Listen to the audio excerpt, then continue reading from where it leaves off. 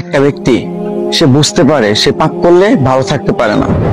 সে চায় সে আর পাপ করবে না, সে চায় আল্লাহর পথে যেতে, সে চায় 5 ওয়াক্ত নামাজ পড়তে, সে চায় ভালো মানুষের মতো থাকতে, সে একটু শান্তি চায়, সে তার অগোছালো জীবন থেকে বের হতে চায়, সে যে পাপ করে সবকিছু বাদ দিতে চায়, কিন্তু এরপরও মানুষের ধোঁকা, নিজের পরিবেশ, শয়তানের ধোঁকা, নিজের নফসের ধোঁকা, এই সবকিছু মিলে পাপ করে ফেলে। জানেন, এরকম অনেক ব্যক্তি আছে যারা এই অবস্থার মধ্যে আছে যে সে পাপ করতে চায় না,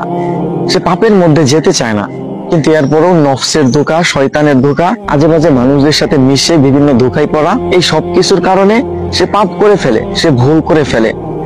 কিন্তু একটা মানুষ সে যখন ভুল করবে আবার তওবা করবে, আবার ভুল করবে, আবার তওবা করবে, এই মানুষটা যদি এইভাবে চালায় যাইতে থাকে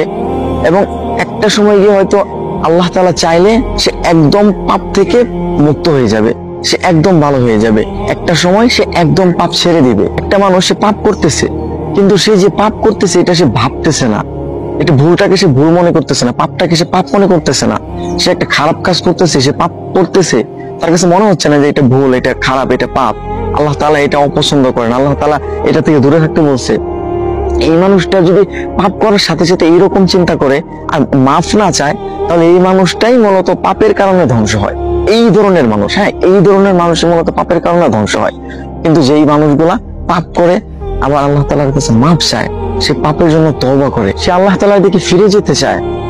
এই ধরনের মানুষ ইনশাআল্লাহ একটা সময় গিয়ে সে ধীরে ধীরে ধীরে ধীরে যখন পাপ করে আবার আল্লাহ তাআলার কাছে মাফ চায়, তখন এই যে তার এইভাবে চলতে থাকে, তখন না সে একটা সময় গিয়ে বুঝতে পারে যে আসলে পাপ করার যে খারাপ প্রতিক্রিয়াগুলো আছে সেগুলা কি। প্রত্যেকটা পাপ আর প্রত্যেকটা খারাপ কাজের বাজে একটা প্রভাব আপনার জীবনের উপর পড়বেই পড়বে। সুতরাং আপনি পাপ করতেছেন, আপনি ভুল করতেছেন, আপনি ভালো হতে চাচ্ছেন, এইটা একটা ভালো অভ্যাস যে